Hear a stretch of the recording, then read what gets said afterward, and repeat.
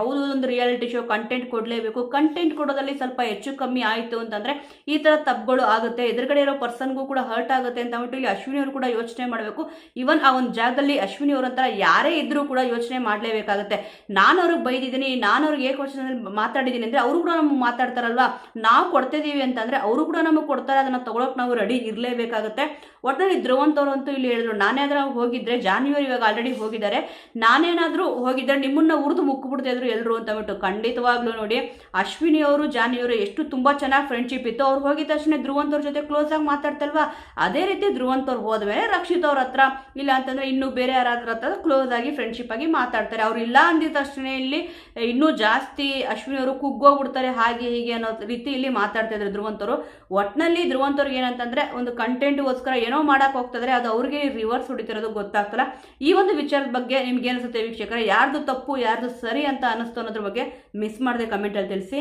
ಇದೆಲ್ಲ ಆಗಿದ ತಕ್ಷಣ ನೆಕ್ಸ್ಟ್ ಕ್ಯಾಪ್ಟನ್ಸಿ ರೇಸ್ ಅಂದ್ರೆ ಹುಡುಗಿರ್ದಾಯ್ತು, ರಾಶಿಕ್ ಅವ್ರು ಸೆಲೆಕ್ಟ್ ಆದ್ರು. ನೆಕ್ಸ್ಟ್ ಹುಡುಗರದು ಇಲ್ಲಿ ಕ್ಯಾಪ್ಟನ್ಸಿ ರೇಸ್ ಸ್ಟಾರ್ಟ್ ಆಯಿತು. ನೋಡಿ ಕಳೆದ ಸೀಸನ್ ಕೂಡ ಸೇಮ್ ಇದೇ ಥರ ಕೊಟ್ಟಿದ್ರು, ಈ ಸೀಸನ್ ಕೂಡ ಇಲ್ಲಿ ಸೇಮ್ ಕೊಟ್ಟಿದ್ದಾರೆ. ಲಾಸ್ಟ್ ಸೀಸನ್ ಅಲ್ಲಿ ಭವ್ಯಗೌಡ ಅವರು ಮೋಸ ಮಾಡ್ಬಿಟ್ರು, ಹಾಗೆ ಹೀಗೆ ಅಂತ ಅಂದ್ಬಿಟ್ಟು ಬಂತು. ಅಂದ್ರೆ ಇದೇ ಒಂದು ಟಾಸ್ಕ್ ಆಡಬೇಕಾದ್ರೆ ಅವರು ಡಬಲ್ ಟೈಮ್ ಕ್ಯಾಪ್ಟನ್ ಆಗಿದ್ರು. ಅವಾಗ ಇಲ್ಲಿ ಸೇಮ್ ಟಾಸ್ಕ್ ಕೊಟ್ಟರು. ನಿಜವಾಗ್ಲೂ ಕೂಡ ಟಾಸ್ಕ್ ಅಂತ ಬಂದಾಗ ಈ ಒಂದು ಟಾಸ್ಕ್ ಅಲ್ಲಿ ಧನುಷ್ ಅವರು ಸಖತ್ತಾಗಿ ಆಡಿದ್ರು. ಯಾಕಂದ್ರೆ ಅಲ್ಲಿ ಎಣ್ಣೆ ಹಾಕಿರ್ತಾರಲ್ವ, ನಿಂತ್ಕೊಳ್ಳೋಕೆ ಆಗಲ್ಲ, ಎಲ್ಲರೂ ಕೂಡ ಶಾಕ್ ಆಗೋದ್ರು ಅವ್ರು ಯಾವ ತರ ಬಂದ್ರು ಅಂತ ಬಿಡೋದು. ಹಿಂಗೋಗಿ ಹಿಂಗೆ ಪಾಸ್ ಆಗ್ತಾರಲ್ವ, ಕಣ್ಣು ಮುಚ್ಚಿ ಕಣ್ಣು ತೆಗಿಯೋಷ್ಟಕ್ಕೆ ಅಲ್ಲಿ ಬಂದು ನಿಂತಿದ್ರು. ಸಖತ್ ಖುಷಿ ಆಗುತ್ತೆ, ಯಾಕಂದರೆ ಈ ಥರ ಟಾಸ್ಕ್ ಆಡ್ತಾರೆ ಅಂದರೆ ಅದಕ್ಕೆ ಅವ್ರನ್ನ ಟಾಸ್ಕ್ ಮಾಸ್ಟರು, ಟಾಸ್ಕಲ್ಲಿ ಕಿಂಗ್ ಅಂತ ಕರೆಯೋದು. ತುಂಬ ಚೆನ್ನಾಗಿ ಆಡಿದ್ರು ನಿಜವಾಗ್ಲೂ ಕೂಡ. ರಘು ಅವ್ರು ಕೂಡ ಇಲ್ಲಿ ಹೆದರ್ಕೊಂಡ್ರು, ಯಾಕಪ್ಪ ಬೇಕು ಸುಮ್ಮನೆ ಓಡೋಗಿ ಹಿಡ್ಕೊಳಕ್ಕೆ ಹೋಗ್ಬಿಟ್ಟು ಇಲ್ಲಿ ಮೂಲೆ ಗೀಳೆ ಫ್ರ್ಯಾಕ್ಚರ್ ಆಗಿಬಿಟ್ರೆ ಏನು ಮಾಡೋದು ಅಂತಬಿಟ್ಟು. ಇವನ್ ಗೇಮ್ ಫಸ್ಟ್ ರೌಂಡ್ ಏನು ಮುಗೀತು ಅದಾದಮೇಲೆ ಅದ್ರ ಬಗ್ಗೆನೂ ಕೂಡ ಇಲ್ಲಿ ಮಾತಾಡಿದ್ರು. ಫಸ್ಟ್ ರೌಂಡ್ ಏನಿತ್ತು ಅದರಲ್ಲಿ ಹೋಗ್ಬಿಟ್ಟು ಎತ್ಕೊಂಡಿದ್ದೆ ಅವರು.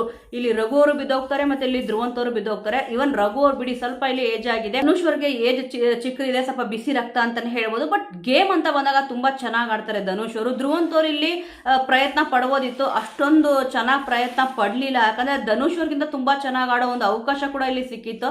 ಆ ಒಂದು ಆಪರ್ಚುನಿಟಿನ ಇಲ್ಲಿ ಅವ್ರು ಯೂಸ್ ಮಾಡ್ಕೊಳ್ಳಿಲ್ಲ. 3 ರೌಂಡ್ ಏನ್ ಆಡ್ಸಿದ್ರು 3 ರೌಂಡಲ್ಲೂ ಕೂಡ ಇಲ್ಲಿ ಧನುಷ್ ಅವರೇ ತುಂಬಾ ಚೆನ್ನಾಗಿ ಬಾಲ್ನ ಪಿಕ್ ಮಾಡಿದ್ರು. ಆದ್ರೆ ರಾಶಿಕ್ ಅವ್ರದ್ದು ಕೂಡ ಇಲ್ಲಿ ತುಂಬಾ ಚೆನ್ನಾಗಿ ಸಪೋರ್ಟ್ ಇತ್ತು. ಅಂದ್ರೆ ಅವ್ರು ಆಯ್ಕೆ ಮಾಡ್ಕೊಂಡ್ರಲ್ಲ, ಕಾವ್ಯ ಅವರು ಮತ್ತೆ ಇಲ್ಲಿ ರಕ್ಷಿತ್ ಅವರು ಎಲ್ಲರೂ ಕೂಡ ಇದ್ರು ಕೂಡ ರಾಶಿಕ್ ಅವ್ರನ್ನ ಅವ್ರು ಆಯ್ಕೆ ಮಾಡ್ಕೊಂಡ್ರು. ಅವ್ರಿಗೆ ಚೆನ್ನಾಗಿ ಗೊತ್ತು ಗೇಮ್ ಅಂತ ಬಂದ್ರೆ ಇಲ್ಲಿ ರಾಶಿಕ್ ಅವರು ಸಖತ್ತಾಗಿ ಆಡ್ತಾರೆ ಅಂತ ಬಿಟ್ಟು. ಇವನ್ ರಾಶಿಕ್ ಅವ್ರು ಕೂಡ ಇಲ್ಲಿ ಹೇಳಿದ್ರು, ನಾನು ಗೇಮ್ ಅಷ್ಟೊಂದು ಚೆನ್ನಾಗಿ ಆಡ್ತೀನಿ, ಅದಕ್ಕೆ ಇಲ್ಲಿ ನಾನು ಸೆಲೆಕ್ಟ್ ಮಾಡಿದ್ರ ಅಂತ ಇಲ್ಲಿ ಹೇಳಿದ್ರು. ಹೌದು, ಗೇಮ್ ಅಂತ ಬಂದ್ರೆ ರಾಶಿಕ್ ಅವ್ರು ಸಖತ್ತಾಗಿ ಆಡ್ತಾರೆ. ಮತ್ತೆ ಇಲ್ಲಿ ಸಪೋರ್ಟ್ ಕೂಡ ತುಂಬಾ ಚೆನ್ನಾಗಿ ಮಾಡಿದ್ರು ರಾಶಿಕ್ ಅವ್ರು ಕೂಡ. ಅಂದ್ರೆ ಬಾಲ್ ಏನ್ ಹಾಕ್ತಾರೆ ಆ